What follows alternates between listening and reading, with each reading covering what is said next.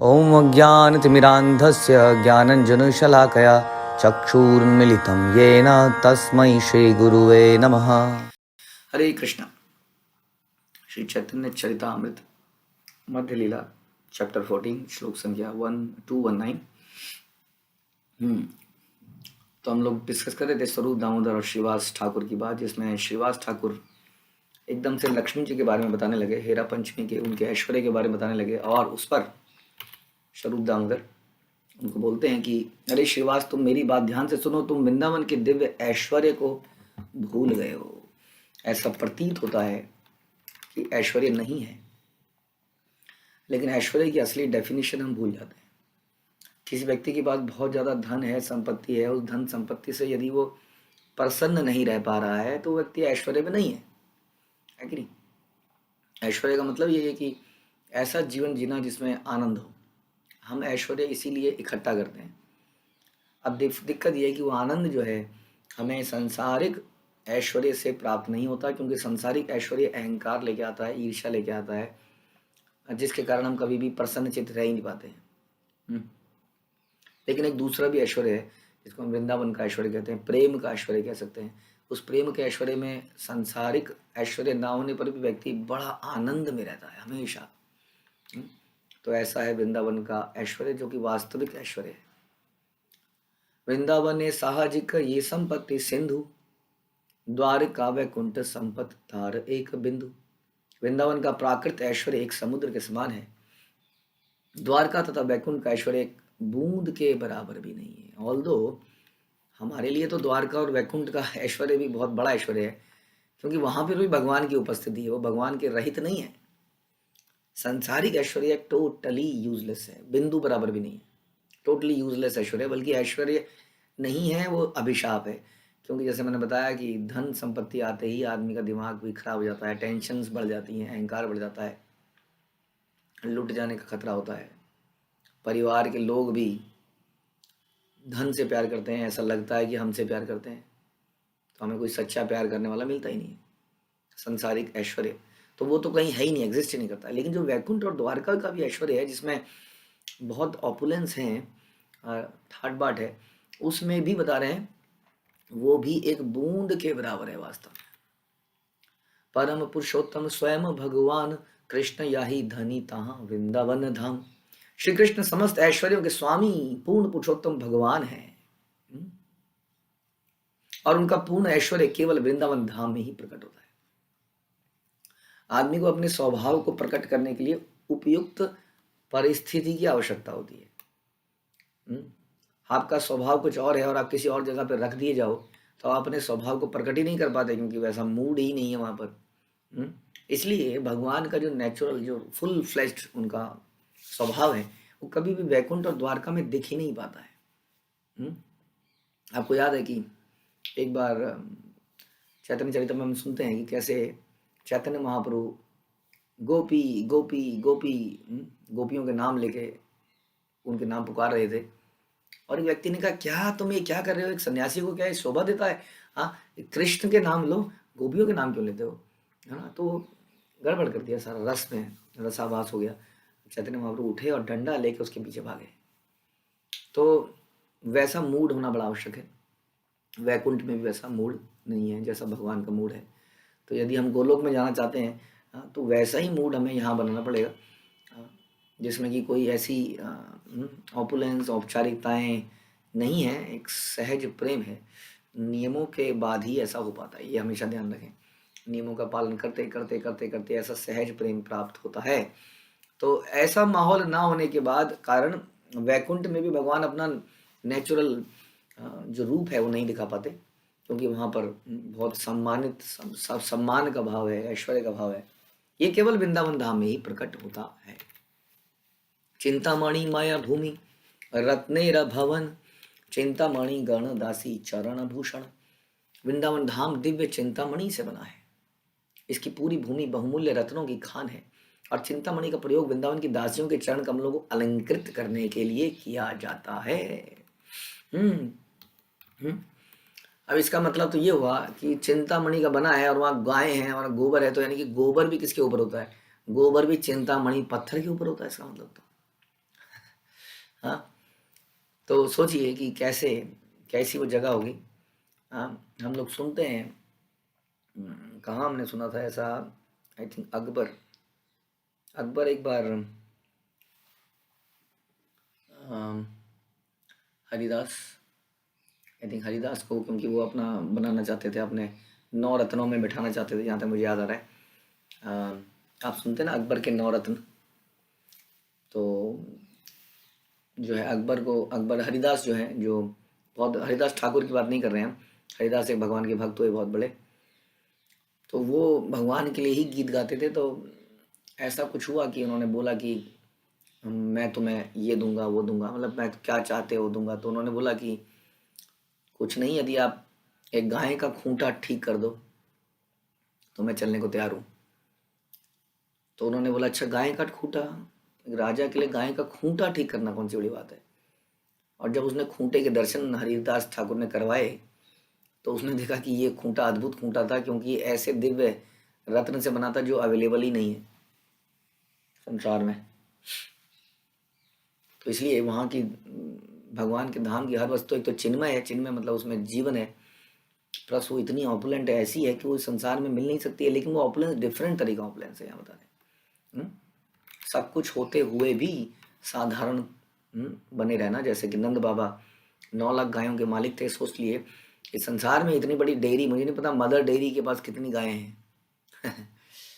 आप पता कर सकते हैं कितनी गायें उसके पास, सोचिए कितनी, such a big company, 9 lakhs cows किसके पास हो तो व्यक्ति कैसा होगा।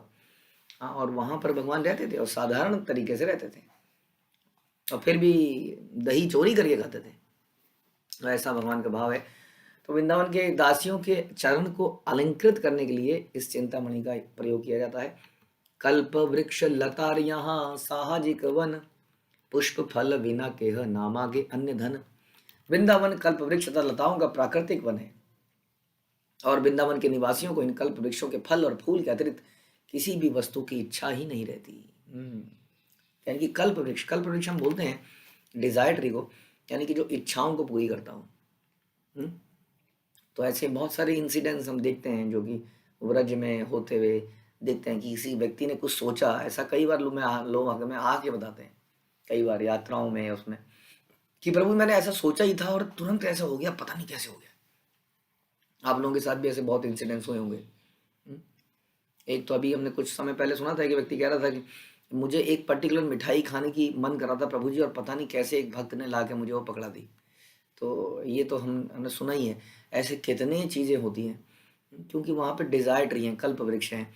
लेकिन कल्प वृक्ष होने के बावजूद वहाँ के जो भक्त हैं वो केवल उनसे फल चाहते हैं, कुछ फूल चाहते हैं, किस लिए, ताकि कृष्ण को अर्पित कर सके। पत्रम पुष्पम फलम तो वो कल्प वृक्षों से कुछ मांगते भी नहीं है, मांगना ही भूल जाते हैं, क्योंकि कृष्ण की सेवा में वो इतने निमग्न रहते हैं और इतने आनंदित रहते हैं कि कुछ मांगना ही भूल जाते हैं अपने लिए। या मांगते भी हैं तो यही मांगते हैं क्या, यही निवेदन धक धर सखिर अनुगत कर, सेवा अधिकार दिए कर निज दासी, यही मांगते हैं बस। तो वो फल और फूल के अतिरिक्त किसी भी वस्तु की इच्छा ही नहीं रहती उनकी। कल्प वृक्षों से भी अनंत काम धेनुता फिरे वन वन, दुग्ध मात्र देन के नाम आगे आगे धन्य आन धन्य।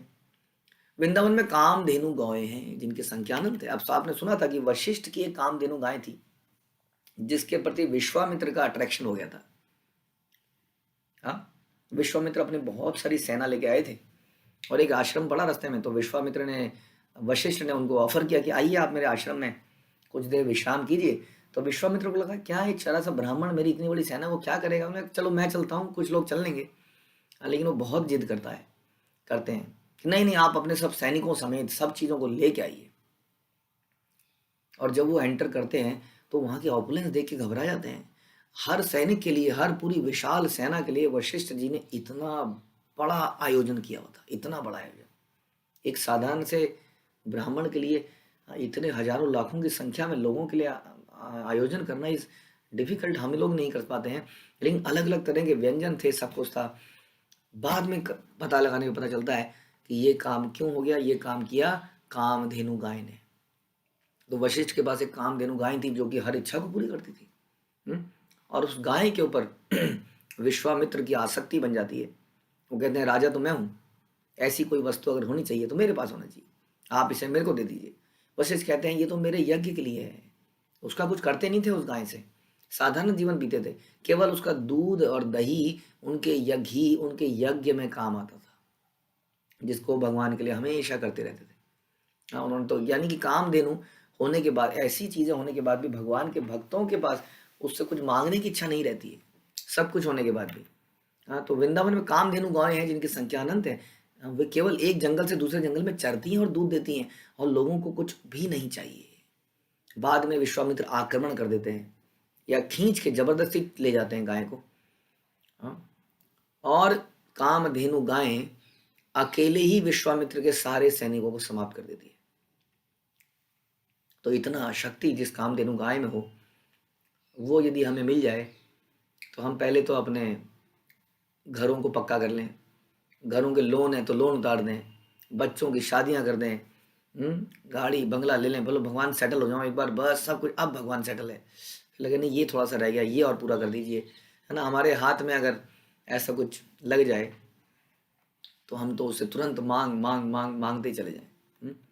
लेकिन यहाँ बता रहे वृंदावन का भाव क्या है, वो इन गायों से क्या मांगते हैं, केवल दूध लेते हैं, दही लेते हैं, दूध से ही दही बनता है, और उसको भगवान को ऑफर करते हैं, केवल यही उनका भाव है और कुछ नहीं। इसलिए कहते हैं ना धनम ना जनम ना सुंदरिम कविताम व जगदीश कामये। और कुछ चीज़ की आवश्यकता नहीं है, वास्तविकता में हमें किसी और चीज़ की आवश्यकता नहीं है, क्योंकि ये शरीर जो है हमारा नहीं है, ये नश्वर है। ये जो जितनी भी ज़रूरतें हमने बना रखी हैं वो इस शरीर की हैं। वास्तव में आत्मा को तो यही चाहिए, कृष्ण की सेवा मिल जाए किसी तरह संभव, क्योंकि वो उसको इटर्नली सेटिस्फाई कर सकती है, उसके हृदय को सेटिस्फाई कर सकती है, जो अभी किसी वस्तु से सेटिस्फाई नहीं हो पा रहा है। अभी हैंकरिंग है, हैंकरिंग और केवल हैंकरिंग। तो इस प्रकार से वो वहाँ पे हमें संतुष्ट यदि होना है, पूर्णतया आनंद में रहना है, तो हमें कृष्ण की सेवा मिले, यही हमारा सबसे बड़ा सौभाग्य है। तो वृंदावन के लोग इसलिए कामधेनु से भी कुछ नहीं चाहते हैं, कल्प वृक्ष से भी कुछ नहीं चाहते हैं। सहज लोकेर कथा यहाँ दिव्य गीत, सहज गमन करे यही छे नृत्य प्रतीता। वृंदावन के लोगों की सहज वाणी संगीत जैसी होती है और उनकी सहज चाल नृत्य जैसी प्रतीत होती है। हम ऐसा प्रयास कर रहे हैं, ऐसा कोई प्ले बनाने का, आप लोगों के सामने लाएंगे जरूर जल्दी, उसकी तैयारियां चल रही हैं कि हम कुछ ऐसा, हाँ वहाँ पे लोग क्या है जब बोलते हैं तो ऐसा लगता है कि सहज संगीत गा रहे हैं बोलते हुए, जैसे कि हम लोग पढ़ रहे हैं ना कृष्णदास कविराज की, क्या पढ़ रहे हैं हम, सहज लोकेर कथा यहाँ दिव्य गीता, सहज गमन करे यही नृत्य प्रतीता। आप समझ लिए, मैं आपको ऐसे बोलूं और आप मुझे बोले ओके प्रभु जी, सर्वत्र जल यहाँ अमृत समान, चिदानंद ज्योति स्वाद्य यहाँ मूर्तिमान। कितना आनंद हो जाएगा। हम ऐसे बोलें और आप ऐसे बोलें। हम कह लें प्रसाद ग्रहण करने के लिए क्या, हरे कृष्णा, हाँ हमने बोला, और उधर से भी आया हरे कृष्णा, उधर से हरी बोल, और गाते हुए नाचते हुए, प्रसाद लेते हुए भी बैठे हैं तो झूम रहे हैं हरे कृष्णा और पा रहे हैं, यानी कि वो बैठते हुए उठते हुए झूमते रहते हैं। कौन व्यक्ति ऐसे झूम सकता है जिसने नशा किया हो सांसारिक रूप से, लेकिन वो नशा थोड़ी देर में उतर जाता है, बीमारियां पैदा करता है, वो उल्टी करता है, वहीं पे पड़ा हुआ मिलता है व्यक्ति गटर में। लेकिन एक होता है नशा भगवान के प्रेम का, सेवा का, जिसको ये प्राप्त हो जाता है वो हमेशा झूमता रहता है। उसकी वाणी संगीत जैसी होती है, कर्कश नहीं रहती, कितनी स्वीट सरल, बहुत ही अच्छी रहती है। जो उससे बात करता है आनंदित हो जाता है, गदगद हो जाता है, उसकी चाल प्रतीत होती है जैसे वो नृत्य कर रहा हो। कितनी प्रसन्नता होगी उस व्यक्ति के अंदर जिसके चाल में और बोली में गाना और नाचना हो। तो ऐसा वो धाम है, लेकिन हमें पता नहीं क्यों ये जगह बहुत अच्छी लगने लगी है। हम चाहते हैं बहुत बढ़िया है, परिवार भी सेटल्ड है, सब कुछ सेटल्ड है, सही चल रहा है, बस छेड़ो मत इसको, कुछ ऐसा करें, नहीं नहीं नहीं, सब ठीक तो चल रहा है बाबू जी, आई एम फाइन। जैसे इंद्र बोलते हैं I am fine in pigs body, मैं सूअर की बॉडी में भी प्रसन्न हूँ। हाँ, लोअर टेस्ट में लगे रहने के कारण हम भूल जाते हैं कि इसके ऊपर भी कुछ है। हाँ, लोगों को केवल शारीरिक सुविधाएं ही आनंद लगती हैं, स्वर्ग उनके लिए टॉप मोस्ट प्लेस है। लेकिन भगवान के भक्त जानते हैं कि ये है असली चीज, जहाँ पे लोग बोलते हैं तो गाते हैं, चलते हैं तो नाचते हैं। सर्वत्र जल यहाँ अमृत समान, चिदानंद ज्योति स्वाद्य यहाँ मूर्तिमान। वृंदावन का जल अमृत के समान होता है, वहां ब्रह्म ज्योति का तेज जो दिव्य आनंद से परिपूर्ण है साक्षात दृष्टि गोचर होता है। हम्म जल कैसा है? अमृत के समान है।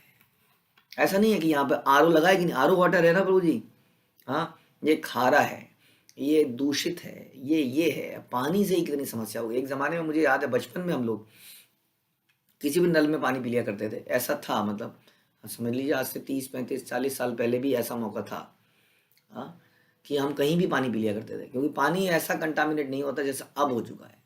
अब तो आप पानी पी नहीं सकते हैं कहीं का, 10 बार सोचना पड़ता है क्या पानी पिया जाए। लेकिन वृंदावन का जल तो अमृत के समान है।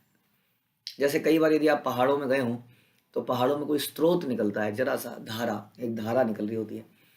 अब उस धारा को कहीं से भी निकलती है, लोग उसको पी लेते हैं, और उस धारा का पानी वास्तव में सोचिए अमृत जैसा हमें लगता है, हमें इस संसार में। अब सोचिए वो पानी कैसा रहा होगा, जल जिसको भगवान कहते हैं कि मैं जल का स्वाद हूँ। जल प्रायः बेस्वाद लगता है, जल इज फीका, लेकिन फिर भी जल का स्वाद कितना अच्छा होता है।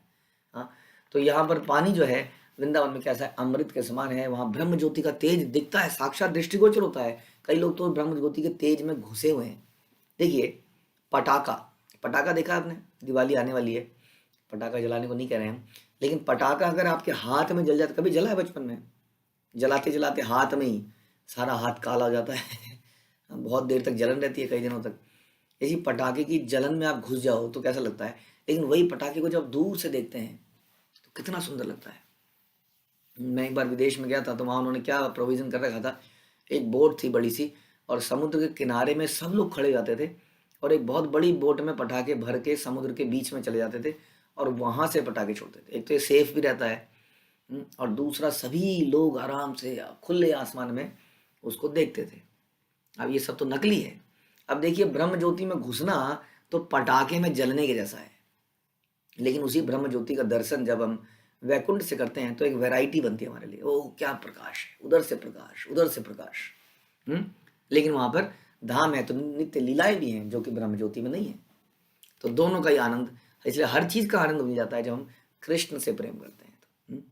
तो वो साक्षात दृष्टिगोचर होता है। लक्ष्मी जी ने गुण यहाँ लक्ष्मी रा समाज कृष्ण वंशी करे यहाँ प्रिय सखी काय समाज काय। ओके,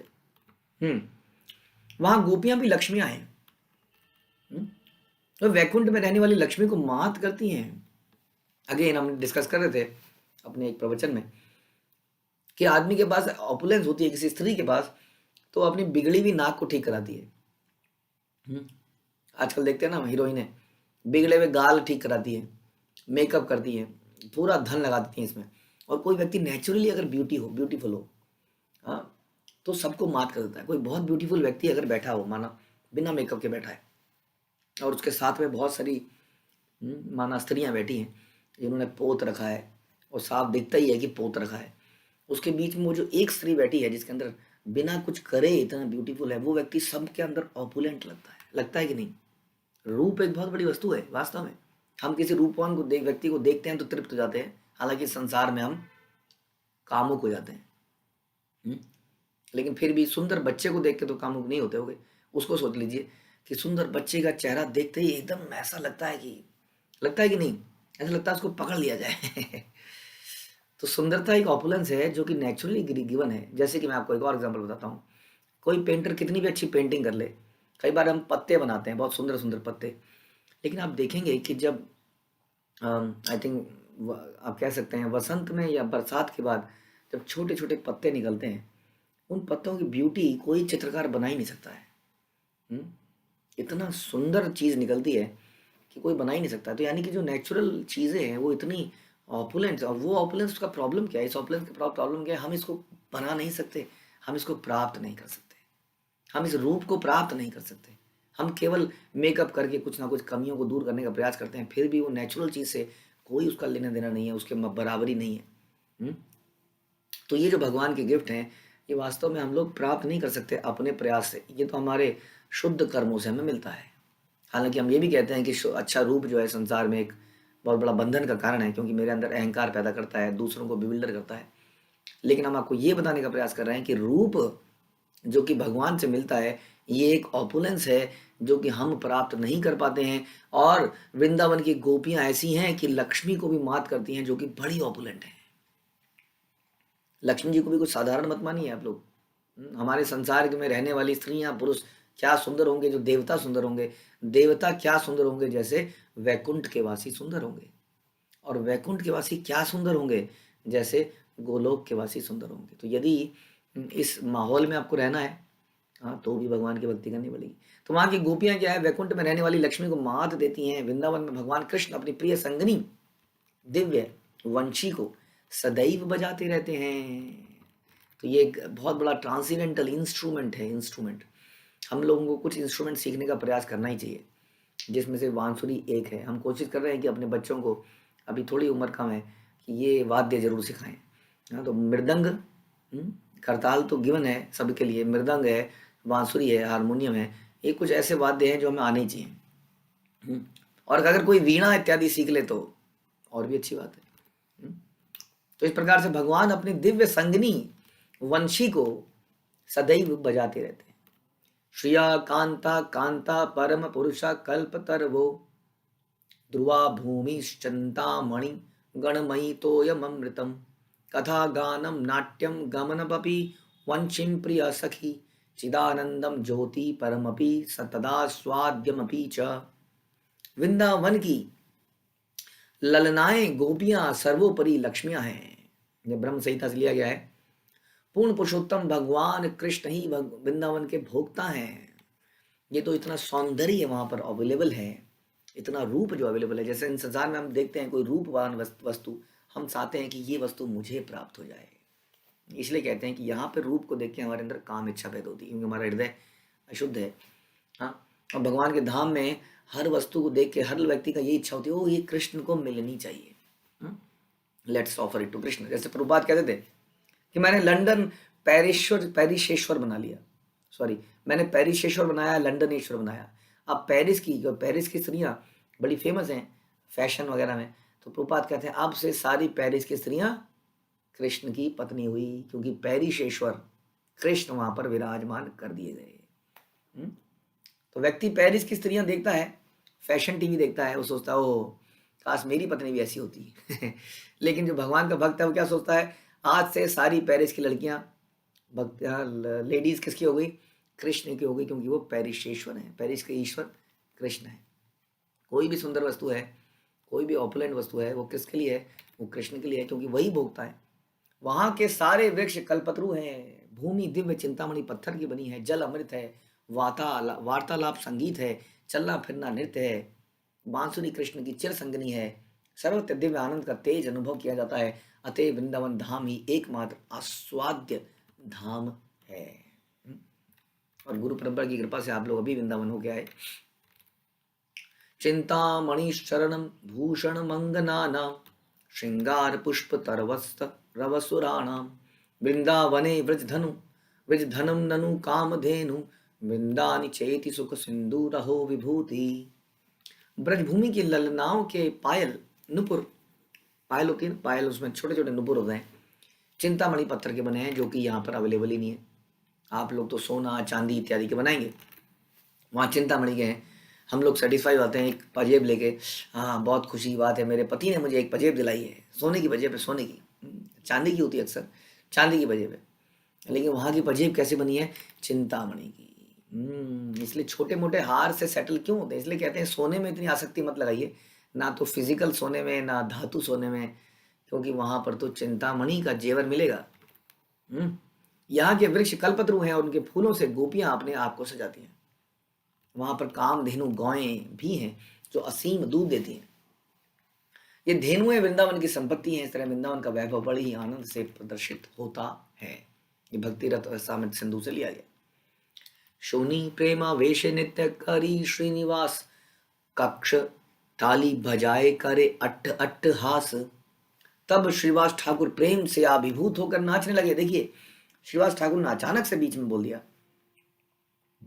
स्वरूप दामोदर जो है वृंदावन की बातें कर रहे थे और इधर हमारे श्रीवास ठाकुर ने बोला लेकिन लक्ष्मी जी के वैकुंठ की तो बात ही क्या है।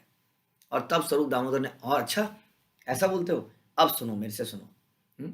तो कई बार भक्त लोग जानबूझ के बोलते हैं ताकि भक्त के मुंह से और भी निकले। जैसे शिला प्रभुपाद के कई बार उनके शिष्य उनसे बोलते थे, प्रभुपाद ये ब्रह्म ज्योति में क्या समस्या है, आखिर भगवान एक शक्ति है, हर तरफ व्याप्त है। हाँ, तब प्रभुपाद के अंदर से नेचुरल एक चीज निकलती थी।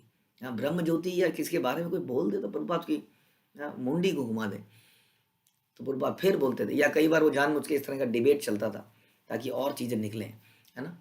तो ये नॉर्मल डिबेट नहीं है, समझिए। संसार की नॉर्मल डिबेट में तो जीत और हार का है, इसमें तो बुलाने वाला भी बुलाना चाह रहा है जानबूझ के कि कुछ बोलो।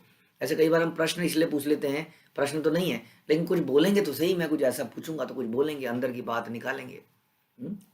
तो इसलिए श्रीवास ठाकुर जो है कुछ बोले, और बोलने पर तो स्वरूप दामोदर ने जो झड़ी लगा दी आनंद की। अब ये झड़ी सुनते ही श्रीवास ठाकुर प्रेम से अभिभूत होकर नाचने लगे। सोचिए, जनरली डिबेट में कोई हारता है तो उसका मुंह सड़ा हो जाता है, लाल हो जाता है मुंह। देखा आपने ऐसा होते हुए?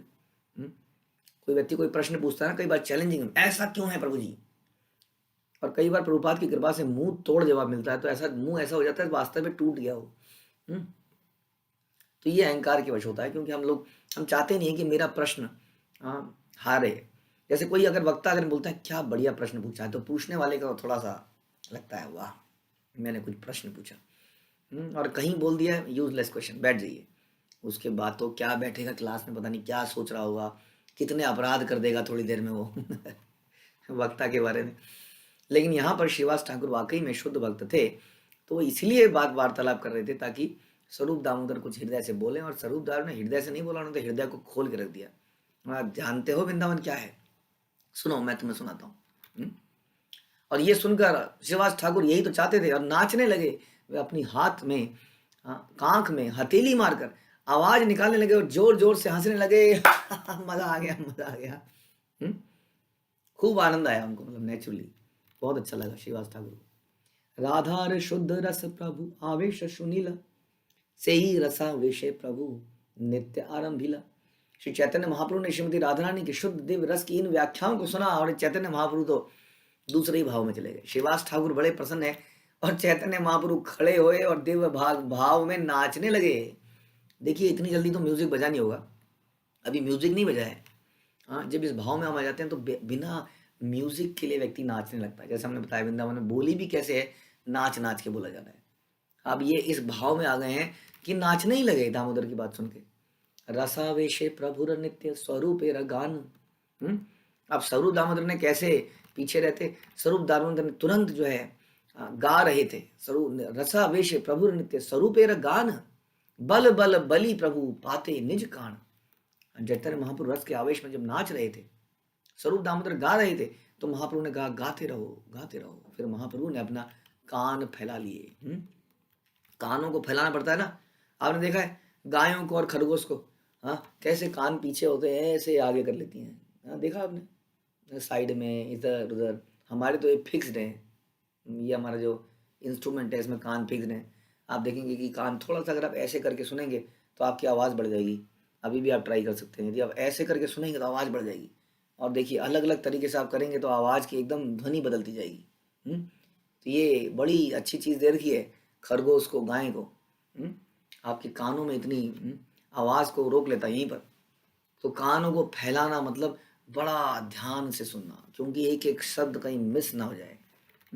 तो महाप्रभु ने अपने कान फैला लिए। व्रज रस गीत सुनी प्रेमा उथलीला, पुरुषोत्तम ग्राम प्रभु प्रेमे भसाईला। इस तरह वृंदावन की गीत सुनकर महाप्रभु का प्रेम जागृत हो गया। इस तरह उन्होंने पुरुषोत्तम ग्राम अर्थात जगन्नाथपुरी को भगवत प्रेम से आप्लावित कर दिया। जो जगन्नाथपुरी ऐश्वर्य से भरी है, वहां पर भक्त लोगों ने पहुंचकर क्या भर दिया, वहां पर भक्त लोगों ने प्रेम का सागर उड़ेल दिया। और ऐसा अक्सर होता है, जहां भी भक्त जाते हैं वहां प्रेम का सागर उड़ेल देते हैं।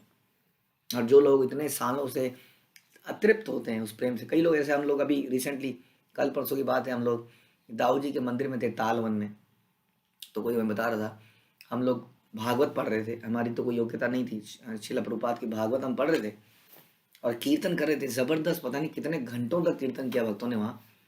तो मैं एक दो पुजारी को देख रहा था। एक पुजारी तो मैंने देखा, उनकी दाढ़ी थी, वो जो मुख्य पुजारी थे वो रेलिंग में खड़े थे, और रेलिंग में उनका एक पाँव रेलिंग के ऊपर था, जो जहाँ से शुरू होती है, जहाँ जमीन के फर्श से इतनी ऊपर रेलिंग थी, काफ़ी ऊंची थी, तो उसके ऊपर एक पैर रखा था। मैंने देखा कि वो बहुत घंटों तक उसी पोज में खड़े रहे। यदि आप लोगों ने देखा हो कि नहीं पता नहीं, कैसे, मैं कह रही यार कब से खड़े हैं, हम लोग तो बैठ गए नाच लिए, वो खड़े ही थे वहीं पर, वो देखते ही रहे। और साथ में जब कथा हुई तो एक और पुजारी थे जो कि राइट में थे, बूढ़े से थे, वो कथा सुनते सुनते रोने लगे। अब हमारे अंदर तो ये भाव नहीं। जब उन्होंने सुना कि भगवान बलराम जो है जब कृष्ण थक जाते हैं तो उनके पैर दबाते हैं, तो वहां से एक आवाज आई, हाँ, सब लोगों ने और देखा तो वो एकदम से वहां रो रहे थे, कथा को सुनते सुनते रो रहे थे। तो इस प्रकार का जो आनंद है वो शुद्ध भक्त इसको एंजॉय करते हैं। हम कहते हैं ना, ब्रजवासियों को कई बार साधारण व्यक्ति मान लेते हैं, लेकिन कैसे वो व्यक्ति एकदम एक टांग पे खड़े रहे, मैं तो देखते ही रहा उनको। 2-3 घंटे तक मैंने उनको ऐसे ही खड़े देखा। और दूसरे जो है कथा सुनने में इतने व्यस्त थे, इतने भाव में थे। हाँ, तो ये जो है, ये भाव है, यहाँ क्या करते हैं जो चैतन्य महाप्रभु के खास तौर पे जो अनुयायी हैं, खास तौर पे जो चैतन्य महाप्रभु के अनुयायी हैं, वो जहाँ जाते हैं वहाँ प्रेम का सागर उमड़ उमड़ देते हैं। हम्म? कई जगह जहाँ पर मूड मैच नहीं करता है वहाँ लोग रोक भी देते हैं, नहीं नहीं नहीं नहीं, बंद करो बंद करो, ये गाना बंद करो, वहाँ माइक चल रहा है। अब माइक में भी कुछ चल रहा है, उनका भी कुछ चल रहा है। हम्म? लेकिन उसमें वो उत्साह नहीं है। हाँ, उसमें वो उत्साह नहीं है जो उत्साह हमारे परंपरा के खास तौर पे, क्योंकि इसमें चैतन्य महाप्रभु का आशीर्वाद है, साक्षात भगवान का। शिल प्रभुपाद जैसे हमारे सेनापति हैं, तो यहाँ का जो भाव है वो अद्भुत ही है। जहाँ जाता है ना, क्या होता है, होता क्यों है, प्रॉब्लम क्यों आती है, जहाँ पर भी ये लोग जाते हैं वहाँ धावा सा बोल देते हैं, और सारे लोग ना फीके पड़ जाते हैं, सारे उनके लोकल उत्सव फीके पड़ जाते हैं जब चैतन्य महाप्रभु के ये अनुयायी कहीं पर पहुँचते हैं तो। इसलिए कई बार थोड़ी सी दिक्कत भी आती है, हमें उनका सम्मान ही करना चाहिए फिर भी। लेकिन उनको लगता है अरे आए, हमारा गाना बजाना सब फीका सा पड़ गया, हम गा रहे थे बड़ी देर से, हाँ प्रभु की कृपा से सब काम हो रहा है, नाम हो रहा है, कुछ चल रहा है, और ये तो सिंपल हरे कृष्णा गा रहे हैं, और क्या उत्साह, नाचने लगे, उनके लोकल लोग भी नाचने लगे, सब छोड़ गए। तो कई बार थोड़ा सा इनसिक्योरिटी भी हो जाती है, लेकिन हमें किसी को इनसिक्योर कभी नहीं करना है, हमें बड़ी शांत स्वभाव से मान जाना है। तो ये जो प्रेम का समुद्र भक्त लोग जहाँ जाते हैं वहाँ बहने लगता है। लक्ष्मी देवी यथा काले गेला निज घर, प्रभु नित्य करे हिला तृतीय प्रहर। अंततः लक्ष्मी जी अपने घर लौट आई। लक्ष्मी जी के सारे दास दासियां वापस आ रहे हैं, खूब पिटाई कर दी है, ये आश्वासन आ गया है कि अच्छा भगवान आ जाएंगे, उठ के डोंट वरी, हम भगवान को लेके आएंगे, आप चिंता मत कीजिए, आप वापस जाइए। आप सब हाथ पैर जोड़े, सब प्रणाम किया, तो लक्ष्मी जी अपने घर आ गया। अच्छा ठीक है, वापिस आ जाना चाहिए जगन्नाथ, मेरे जगन्नाथ मेरे घर में वापस आने चाहिए बस। अभी श्री चैतन्य महाप्रभु नाच ही रहे थे कि तीसरा प्रहर हो गया। चारी संप्रदाय गान करी बहु शांत हैला, महाप्रभुर प्रेमावेशे द्विगुण बलीला। काफी गाने के बाद चारों संकीर्तन टोलियां थक गई, लेकिन महाप्रभु का प्रेमावेश बढ़कर दुगना हो गया। अब ये भी हम देखते हैं, लाइव देखते हैं, सजीव। जब हम ऐसे यात्राओं में जाते हैं तो कई बार हमने देखा कि नाचने वाले थक गए हैं, सारे लोग थक गए हैं, लेकिन फिर भी गाने वाले और बजाने वालों में पता नहीं भगवान कहाँ से ताकत दे रहे हैं, जबकि वो सबसे भारी काम तो वही है। और वो करे जा रहे हैं, करे जा रहे हैं, और नाचने वाले भी थक गए हैं। इस प्रकार सारी टोलियां थक गई, लेकिन महाप्रभु का प्रेम आवेश बढ़कर दुगना हो गया। आप क्या करें, अब महाप्रभु नाच रहे हैं और मेरे से मृदंग नहीं बज रहा है तो माना, या गाया नहीं जा रहा है तो क्या करें, गाना ही पड़ेगा। तो इसलिए राधा प्रेमावेश प्रभु हैला से ही मूर्ति, नित्यानंद दूरी देखी करी लेना स्तुति। श्रीमती राधा रानी के प्रेमावेश में डूबकर नाचते हुए श्री चैतन्य महाप्रभु उन्हीं के रूप में दिखने लगे। ऐसा लगने लगा कि चैतन्य महाप्रभु नहीं, साक्षात राधा रानी नाच रही हूं। नित्यानंद प्रभु जो इस दूर से इस रूप को देख रहे थे, उनकी स्तुति करने लगे। नित्यानंद प्रभु समझ गए कि अब ये टोटल राधा रानी के भाव में है, टोटली इन द उसी भाव में आ चुके हैं, और वो समझ गए और दूर से देख रहे हैं और उसको आनंदित हो रहे हैं उस रूप को देखकर, और बड़े प्रसन्न हो रहे हैं, स्तुतियां गा रहे हैं। नित्यानंद देखिया प्रभुर भावावेश, निकट न ऐसे रहे किछु दूर देश। श्री चैतन्य महाप्रभु के भावावेश को देखकर नित्यानंद प्रभु उनके निकट नहीं गए और कुछ ही दूरी पर रहे, क्योंकि उस भाव में है ना कुछ विघ्न आ जाता। उसको देखना ही सबसे बड़ी इंपॉर्टेंट वस्तु थी, है ना। ऐसे कई बार कई बच्चे होते हैं, बड़े अच्छे लगते हैं, मासूम से, बड़ी मासूमियत से कुछ करते रहते हैं, कभी गिर रहे हैं, कभी उठ रहे हैं, धड़म से नीचे गिर जा रहे हैं, उल्टी पुल्टी मार दे रहे हैं। तो हमारे अंदर कई बार आता है मन की भाई इसको पकड़ के निचोड़ दो, लपेट लो, एकदम उसके गालों को नोच दो। वो बच्चा बीच में थोड़ी देर में रोने लगता है, ऐसा हमने अक्सर देखा। हाँ, अब उसका आनंद यदि आपको लेना है तो चुपचाप बैठे रहो और देखते रहो कर क्या रहा है, कर क्या रहा है, आनंदित होते रहो। हाँ, लेकिन हम क्या करते हैं, जैसे हमें लगता ही है कि हम भोगता हैं, भोगता हम, मैं इसको भोगूंगा, जाके उसको पकड़ते हैं और नोच ही लेते हैं। जैसा अभी हमने बताया कि कोई भी सुंदर वस्तु दिखे तो हमेशा यही सोचेंगे कि कृष्ण को कैसे अर्पित करी जाए, ना कि मैं इसको कैसे भोगूं। हाँ, सुंदर गला है, सुंदर रूप है, सुंदर बुद्धि है, सुंदर मन है, हर चीज़ को भगवान की सेवा में लगाया जाए, ना कि मैं भोगूं उसको। देयरफॉर द एक्टिविटी ऑफ गुरु, गुरु का काम है कि हर किसी को सेवा में लगाए। गुरु एक लोगों को अपनी सेवा में नहीं लगाता है। वो तो कुछ लोग इतने आसक्त हो जाते हैं भक्ति में कि वो गुरु की सेवा बड़े प्रेम से करते हैं और ना मिले तो रोने लगते हैं। नहीं तो गुरु क्या करता है, सारे भक्तों को भगवान की सेवा में ही लगाता है। तो इस तरह से हमारा यही है ना, होना चाहिए। बच्चे को देख रहे हैं तो क्या, बच्चे का पूरा आपने मूड ही खराब कर दिया, उसको रुला और दिया। तो चैतन्य महाप्रभु नाच रहे थे इस भाव में, नित्यानंद प्रभु तो उनके साथ में जा सकते थे, उनका आलिंगन कर सकते थे, लेकिन नित्यानंद प्रभु दूर ही रहे और उस भाव को निहारते रहे और एक तरह से उस भाव का आनंद लेते रहे। हाँ, नित्यानंद बिना प्रभु के धरे कौन जन, प्रभु आवेश न आया न रहे कीर्तन। केवल नित्यानंद प्रभु ही तो थे जो महाप्रभु को पकड़ सकते थे, किंतु महाप्रभु का आवेश रुकने का नाम नहीं ले रहा था और नित्यानंद प्रभु जा नहीं रहे थे क्योंकि वो उसका आनंद ले रहे थे। उस समय कीर्तन भी नहीं चालू रखा जा सकता था, इतना भाव। मतलब उल्टा होता है आज की डेट में। तो हम लोग कई बार मृदंग का ताल इतनी तेज बजा देते हैं कि नाचने वाला सोच नहीं पाता कि मैं करूं क्या, मतलब ऐसे ऐसे करूं या क्या करूं, इतना जोर से बज रहा है। अब यहाँ उल्टा हो रहा है, यहाँ पे नाचना गाना ऐसा हो रहा है कि मृदंग और करताल वाले सोच रहे हैं अब हम क्या करें, तो समझ नहीं आ रहा है कैसे बजाएं इसमें।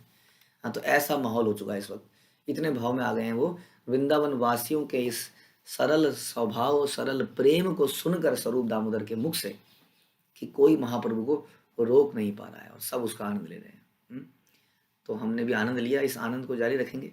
अभी यही समाप्त करते हैं। श्री चैतन्य चरितामृत की जय, श्रील प्रभुपाद की जय, श्री कृष्णदास कविराज की जय।